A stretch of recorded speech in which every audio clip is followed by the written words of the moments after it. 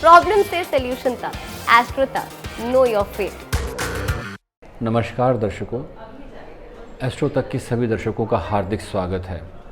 मैं हमेशा से एक बात समझता हूँ और आप लोगों का आग्रह भी जानता हूँ कि जो मुझे मैसेजेस मिलते हैं उसमें पूछते हुए आपके प्रश्नों के अंदर सबसे बड़ी बात मुझे समझ में आती है कि आप कितनी एकाग्रचित्त होकर इन प्रोग्राम्स को देखते हैं।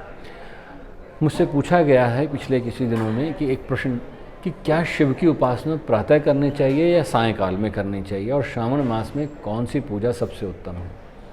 देखिए, प्रश्न बहुत उत्तम है आपका, पर मैं यहाँ कह दूँ कि शिव की उपासना हर श्वास करनी चाहिए, जब चाहें तब कर सकते हैं।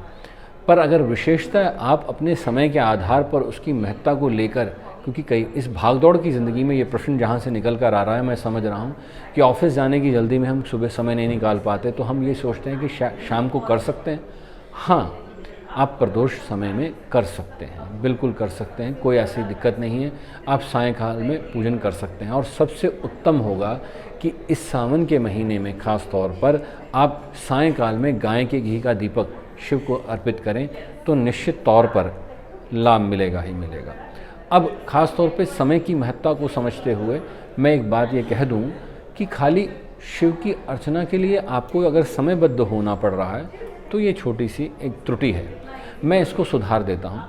अगर आप मनन करते हैं, शिव का ध्यान करते हैं, ओम नमः शिवाय का जप करते हैं, चलते फिरते भी करते हैं, तो भी शिव की अर्चना ही है। और अगर आप चाहते हैं कि आप समय निकाल कर अर्पित करना चाहते हैं, जल अर्पित करना चाहते हैं, बेलपत्र अर्पित करना चाहते हैं, तो आप सायंकाल में भी कर सकते हैं। प्रातः तो कर ही सकते हैं, सायंकाल में भी कर सकते हैं।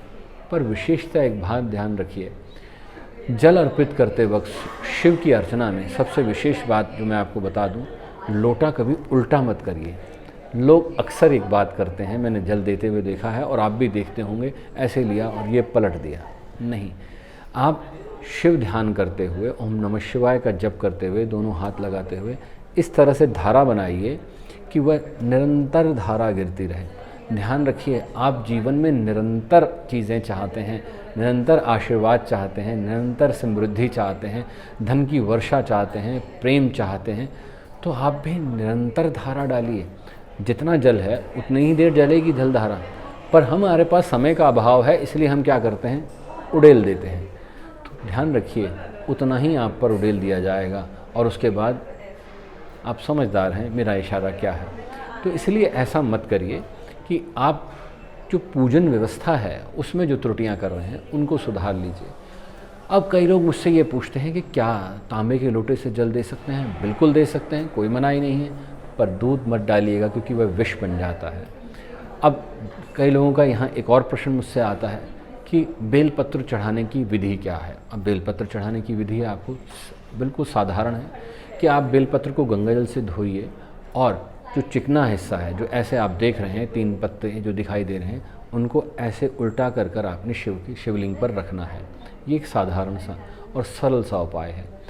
पर ध्यान रखिए, कम से कम 2 बेलपत्र और ज़्यादा से ज़्यादा 5 बेलपत्र होने ही चाहिए। इससे अधिक आप 108 करिए, आपकी श्रद्धा है, बहुत अच्छी बात है, पर मैं बता रहा हूँ कम से कम 2, अधिक से अधिक 5, और उसके बाद जितने आप रखना चाहें, आपकी इच्छा है। क्योंकि इस स्थिति में मिलते भी नहीं हैं और कई बार मन में शंका आ जाती है, तो अकेला 1 बेलपत्र मत रखिए, 2 रखिए या 5 रखिए, तो बहुत उत्तम माना गया है। अब इसके अलावा दूसरी चीज़ और निकलती है शिव की अर्चना में। यहाँ पर ख़ास तौर पर आप सरसों के तेल का दीपक या कोई और तेल का दीपक न जलाइए। उत्तम होगा गाय के घी का दीपक ही शिव को अर्पित करें, क्योंकि गाय के घी का दीपक, गाय का घी जो है सबसे शुद्ध माना गया और महादेव को सबसे अधिक जल्दी प्रसन्न करता है, क्योंकि उन्हें बहुत प्रिय है गऊ का घी व्रत। अब यहाँ निकल कर एक और बात आती है कि दीपक सूर्य अवस्था में ही, यानी सूर्य उदित समय में ही जलाना चाहिए या सायंकाल में जलाना चाहिए।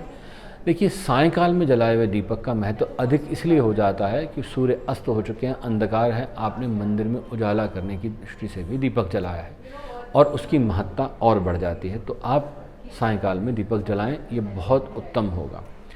ख़ास तौर पे क्योंकि मैं ये सारी बातें इसलिए कर रहा हूँ कि ये आप ही के प्रश्नों में से निकले हुए समाधान के रूप में आपके आगे रख रहा हूँ, क्योंकि जब मन में शंका हो और वो बात अधूरी रह जाए तो व्यक्ति पूजन श्रद्धापूर्वक नहीं कर सकता। वो कहीं ना कहीं मन में ये भाव लेके चलता है, पता नहीं मुझसे गलती ना हो जाए, पता नहीं मैं कुछ क्या कर रहा हूँ, कैसे करना चाहिए। और कई बार मैं माफ़ी चाहूँगा कि कुछ ऐसे लोगों से ज्ञान ले लेता है जिन्हें खुद ही ज्ञान नहीं है। तो इन चीज़ों का ध्यान दीजिए। और मैं यहाँ विनती करूँगा ख़ासतौर पर उन माताओं बहनों से जो शिव से अथाह प्रेम करती हैं और गलती से सिंदूर से शिव को तिलक कर बैठती हैं। हम माँ गौरा की मांग में सिंदूर भर रहे होते हैं, गणपति को तिलक कर रहे होते हैं, जबकि शिव को सिर्फ चंदन का तिलक या हल्दी का तिलक दिया जाता है, सिंदूर का तिलक कतई नहीं दिया जाता। भूल के भी मत करिए। तो ये गलतियाँ ना करें। और माफ़ी चाहूँगा कि पिंडी को ख़ास तौर पे इस तरह से दबाना नहीं चाहिए। आप शिवलिंग के निचले हिस्से को आप छू सकते हैं, बहुत उत्तम होगा। ख़ास तौर पे महिलाओं के लिए जो स्थितियाँ ऐसी स्थिति में हैं जो अपने गृहस्थ को चला रही हैं, उनके लिए ये चीज़ बाधित की जाती है। आप समझदार हैं मैं ये क्यों कह रहा हूँ। दूसरी बात इसी के साथ मैं जोड़ दूँ कि शिव को पूजन करने के अलावा आपको एक और चीज़ ध्यान देनी चाहिए शिव पूजन में, ख़ास तौर पे कि हम जल्दबाजी नहीं करनी चाहिए। हम अक्सर क्या गलती करते हैं कि हम जल्दबाजी में पूजन करते हैं और भूल जाते हैं कि शिव को जल देने की विधि क्या है। देखिए, बहुत सरलतम विधि है। यहाँ पर पहले गणपति जी को जल दीजिए, माँ पार्वती जी को जल दीजिए, फिर उसके बाद कार्तिक जी को जल दीजिए, फिर नंदेश्वर महाराज को दीजिए, फिर अशोक सुंदरी को जल दीजिए। जो शिव नेति में आप नाग देखते हैं उसी के पास अशोक सुंदरी जो शिव की पुत्री हैं उनको जल दिया जाता है। और उसके बाद शिव पिंडी पर जल दिया जाता है और फिर वो धारा रूप में प्रवाहित होता है और थोड़ा सा जल बचाकर ऊपर कलश में डाल दिया जाता है। और देखिए, यहाँ पर एक और चीज़ कह दूँ, इस सावन के महीने में आप लाभ लेना चाहते हैं तो बहुत आसान है। जल में गुलाब जल डाल लीजिएगा, शिव को अति प्रसन्न करने का आसान तरीका। और दूध से अगर आप स्नान कराएं तो उसमें शर्करा यानी खांड के रूप में डाल लीजिए, वो भी शिव को बहुत प्रसन्न करने का आसान तरीका है। तो ये सारी विधियाँ, ये सारे आपके प्रश्नों के उत्तर अब मैं उम्मीद करता हूँ कि आपको समझा चुके होंगे, बता चुके होंगे कि हाँ, हमें पूजन कैसे करना है। और देखिए, जितनी श्रद्धा और निष्ठा से आप पूजन करेंगे उतना ही उत्तम फल आपको मिलेगा। पूजन सभी करते हैं, पर बाद में यह कहते हैं हम तो इतने टाइम से पूजन कर रहे हैं, हमारा मनोरथ नहीं सिद्ध हो रहा, हम ऐसे कर रहे हैं, कुछ नहीं हो रहा, हम तो बेलपत्र भी चढ़ाते हैं, ये भी करते हैं। आप जो मर्जी करिए, पर श्रद्धा तो रखिए, निष्ठा तो रखिए, विश्वास तो रखिए और विधि विधान का, नियमों का पालन तो करिए। अगर हम नहीं कर रहे हैं, जैसे मैंने आपको शुरुआती दौर में एक बात कही कि हम लोटा पलट देते हैं, तो क्या कर रहे हैं हम? आप किसी को भी कोई चीज़ देते हैं या अर्पित करते हैं तो कैसे देते हैं?